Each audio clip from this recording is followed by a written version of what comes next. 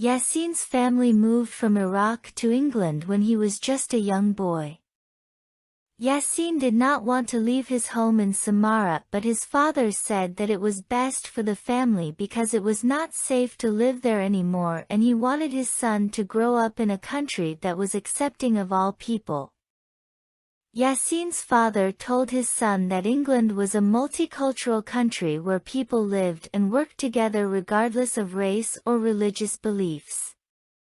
Although Yasin was not happy about leaving Iraq, he soon settled into his new life in a big city called London. London was very exciting with its tall buildings and museums, and Yasin especially liked the London Planetarium and the big River Thames with all of its old bridges. Yasin even made friends with a boy who lived next door, called Andrew.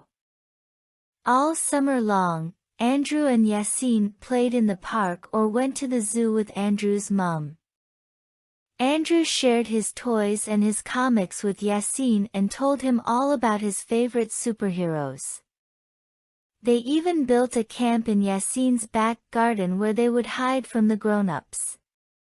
The summer was a fun time and young Yasin soon felt quite at home in London, even though it was a very big city and not nearly as sunny and hot as it was in Samarra. His English got better and better, especially with help from Andrew, although there were a lot of words that Yasin did not understand and he often felt silly because he couldn't speak as well as he would like. When September finally came around and the leaves began to fall from the trees, Yasin's father explained that it was time for his son to go to school.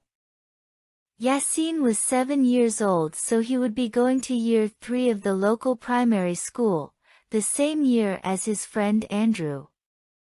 Although Yasin was very nervous about going to school, his father and mother assured him that it would be a fun place where he would meet lots of new friends and learn lots of interesting new things. English schools are supposed to be very good, said Yasin's mother. And your English will get better in no time, assured his father. Yasin was still not convinced, but when Andrew knocked on the door that morning with a big smile on his face saying how fun it was going to be at school, Yasin felt much better because he trusted his friend. The two boys chatted all the way to the school gates. Andrew told Yasin about the playground and who was the best teacher and what boys were the most fun and what girls were pretty and how they often served custard for pudding at lunchtimes. Yasin did not know what custard was, but Andrew looked very excited about it, so Yasin thought it must taste very good. But when the boys got to their class, things did not go how Yasin imagined they would.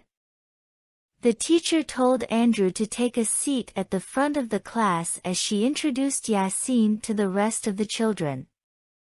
He did not like standing up in front of the class, and one boy shouted that he was a smelly foreigner.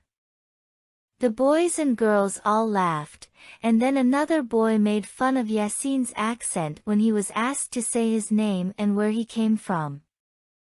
"I can't understand him, miss. He can't even speak English," said the nasty boy.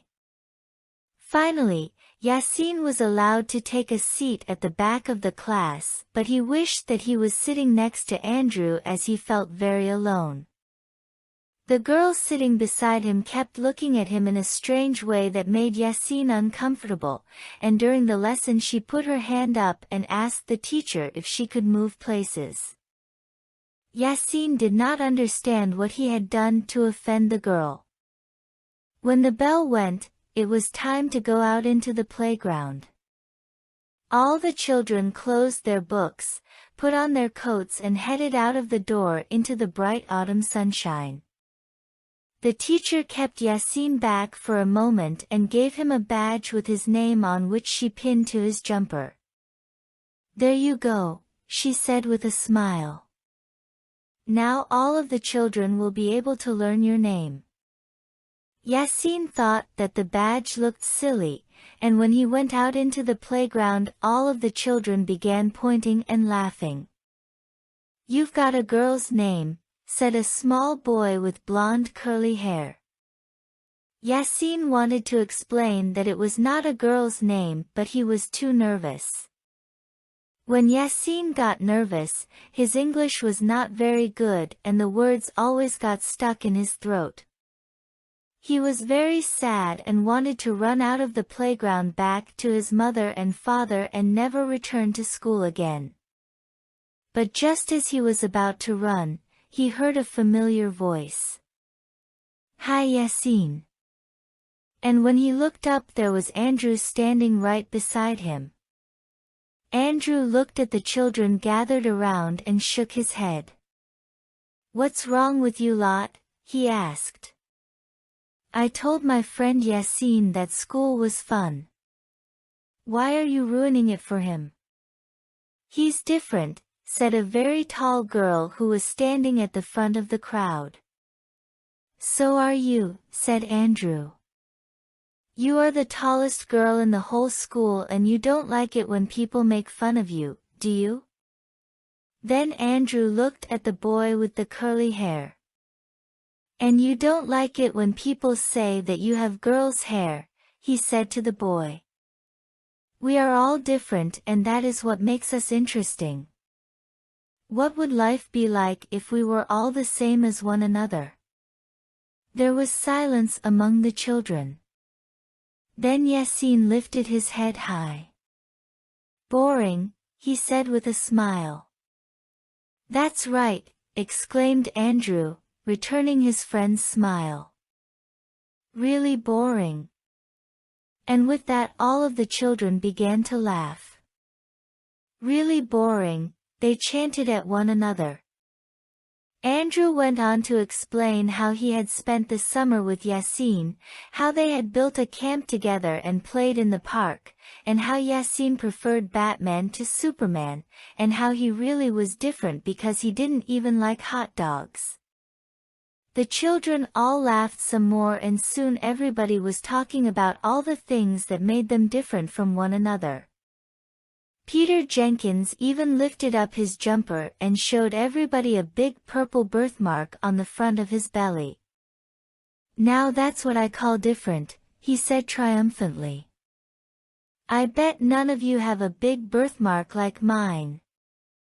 When break time was over, Andrew put his hand up in class and suggested to the teacher that they should spend the lesson talking about how great it was that everybody was so different from everybody else and how people came to England from all over the world to begin a new life just like his friend Yasin. The teacher agreed that it was important to be an individual, and she also said how wonderful it was that the whole of Britain was such a multicultural island. Yasin wrote these 2 words down in his book and promised himself that he would learn them both and remember them always. He also wrote the word friend in his book. He already knew what that meant, but he just wanted to write it down because he felt so lucky to have a good friend like Andrew who stood up for people and did not judge them just because they were different.